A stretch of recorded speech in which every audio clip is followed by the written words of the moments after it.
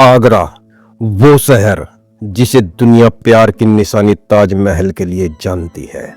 लेकिन इसी शहर की एक संकरी गली में मंगलवार की उस मनहूस दोपहर को कुछ ऐसा हुआ जिसने इस प्यार के शहर को खौफ के शहर में बदल दिया।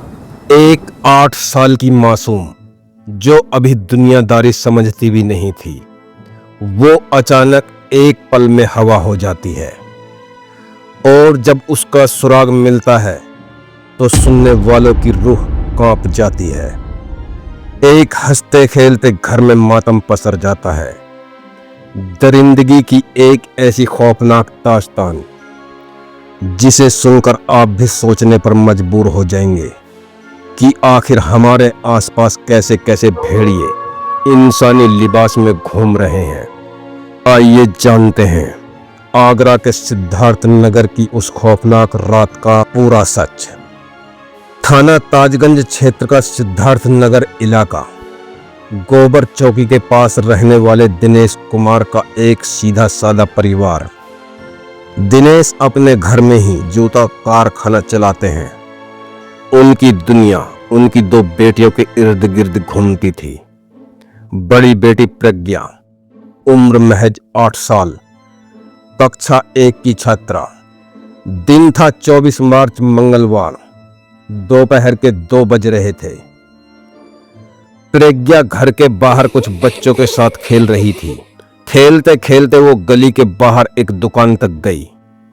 उसने चिप्स का एक पैकेट लिया और फिर वापस अपनी गली की तरफ मुड़ गई।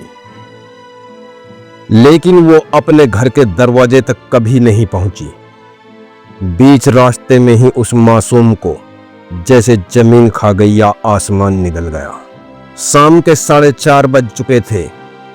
घर में चूल्हे पर खाना बन रहा था, लेकिन प्रज्ञा की मां प्रीति की आंखें दरवाजे पर टिकी थीं।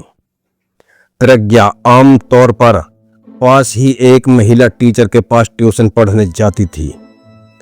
प्रीति को लगा कि शायद बेटी वहीं होगी, लेकिन जब उन्होंने टीचर को फोन लगाया तो टीचर का जवाब सुनकर मां के पैरों तले जमीन खिसक गई। टीचर ने कहा, प्रज्ञा तो आज ट्यूशन आई ही नहीं। मां की ममता घबरा उठी। वो पागलों की तरह सड़क पर भागने लगी। मोहल्ले का कोना कोना छान मारा, लेकिन प्रज्ञा का कोई नामो निशान नहीं था। अनहोनी की आशंका से कांपते परिवार ने तुरंत पुलिस को खबर दी। मासूम बच्ची के गायब होने की खबर से पुलिस महकमे में भी हड़कंप मच गया। एसीपी ताज सुरक्षा पीयूष कांत राय के नेतृत्व में तुरंत 4 टीमें गठित कर दी गईं। पुलिस ने सबसे पहले वो किया जो हर अपहरण के केस में होता है, सीसीटीवी खंगालना। और वहीं पुलिस को दिखा वो आखिरी मंजर। कैमरे में दोपहर 2 बजे प्रज्ञा चिप्स का पैकेट लेती नजर आ रही थी। वो वापस लौटती दिखी, लेकिन गली के बाहर नहीं निकली। इसका सीधा मतलब था प्रज्ञा गली के अंदर ही कहीं है। किसी ने उसे उसी गली में उसी के घर के आसपास से गायब किया है।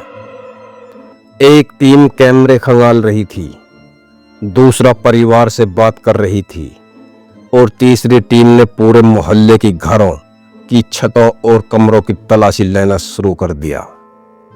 तलाशी लेते लेते पुलिस दिनेश के ही घर की पहली मंजिल पर पहुंची। परिवार ने बताया कि यहां उनका एक किराएदार सुनील रहता है। लेकिन हैरानी की बात यह थी कि मंगलवार शाम से ही सुनील की मां घर से गायब थी और अब सुनील का भी कोई अता पता नहीं था। कमरे के दरवाजे पर ताला लटक रहा था। पुलिस को शक हुआ। दरवाजा तोड़ा गया। कमरा अंदर से साफ लग रहा था, जैसे किसी ने फर्श को अभी अभी पानी से धोया हो। लेकिन कहते हैं ना, कातिल चाहे कितनी भी चालाकी कर ले, कोई न कोई सुराग छोड़ ही जाता है। उस धुले हुए फर्श पर पुलिस को खून के कुछ हल्के धब्बे नजर आए और तभी पुलिस की नजर कमरे के कोने में रखे एक बोरे पर पड़ी। उस बोरे के अंदर एक आटे का ड्रम रखा हुआ था। पुलिस ने जब उस ड्रम का ढक्कन हटाया तो वहां मौजूद हर पुलिस वाले के रोंगटे खड़े हो गए। उस आटे के ड्रम में ठोस ठोस कर एक लाश रखी गई थी। वो लाश किसी और की नहीं, उसी 8 साल की मासूम प्रज्ञा की थी, जिसके सही सलामत लौटने की दुआएं उसकी मां घर के नीचे मंदिर के सामने बैठकर मांग रही थी। ड्रम में बच्ची की लाश मिलने की खबर जंगल की आग की तरह फैल गई थी। 2 दिन से जिस घर में चूल्हा नहीं जला था वहां अब कोहराम मच गया था। मां प्रीति के आंसुओं का सैलाब रुकने का नाम नहीं ले रहा था। लोगों का गुस्सा भड़क उठा। भीड़ ने फतेहाबाद रोड स्थित मुगलिया पुलिया पर आकर चक्का जाम कर दिया। वाहनों में तोड़फोड़ की कोशिश की जाने लगी। हालात बेकाबू होते देख डीसीपी सिटी सैयद अली अब्बास भारी फोर्स के साथ मौके पर पहुंचे।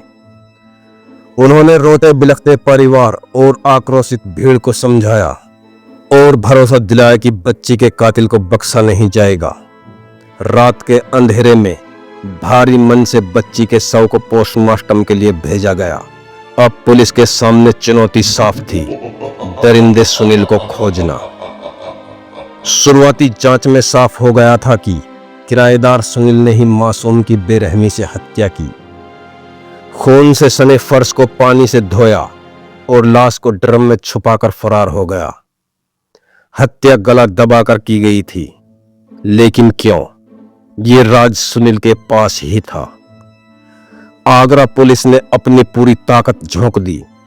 आरोपी को पकड़ने के लिए 12 टीमें बनाई गईं। सुनील पर 25,000 रुपए का इनाम घोषित कर दिया गया। 27 मार्च की रात मुखबिर से एक पुख्ता सूचना मिली। हत्यारा सुनील थाना बमरौली कटारा क्षेत्र में छिपा हुआ है। पुलिस ने बिना वक्त गवाए इलाके की घेराबंदी कर दी। खुद को पुलिस से घिरता देख सुनील ने अपनी 315 बोर की बंदूक निकाली और पुलिस पर फायरिंग शुरू कर दी। इस गोलीबारी में पुलिस का एक दरोगा गोली लगने से घायल हो गया, लेकिन अब पुलिस पीछे हटने वाली नहीं थी। जवाबी कार्रवाई में पुलिस की गोलियां गरजी और एक गोली सीधे सुनील को जा लगी। घायल सुनील को अस्पताल में ले जाया गया, लेकिन तब तक बहुत देर हो चुकी थी।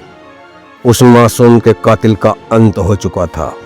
सुनील के पास से बिना नंबर की एक स्प्लेंडर बाइक, एक तमंचा, खोखे और कारतूस बरामद हुए।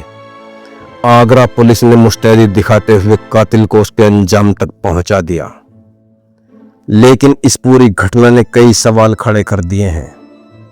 आखिर उस 8 साल की बच्ची ने सुनील का क्या बिगाड़ा था? क्या समाज में किराएदार के रूप में रहने वाले हर शख्स पर आंख मूंद कर भरोसा किया जा सकता है? सुनील तो अपने किए की सजा पा गया, लेकिन प्रज्ञा की मां की वो सोनी आंखें और उसका वो खिलौनों से भरा कमरा आज भी पूछ रहा है कि आखिर उस मासूम का क्या कसूर था। सावधान रहिए, सतर्क रहिए और अपने आसपास के लोगों पर नजर रखिए, क्योंकि खौफ के चेहरे पर कोई नकाब नहीं होता।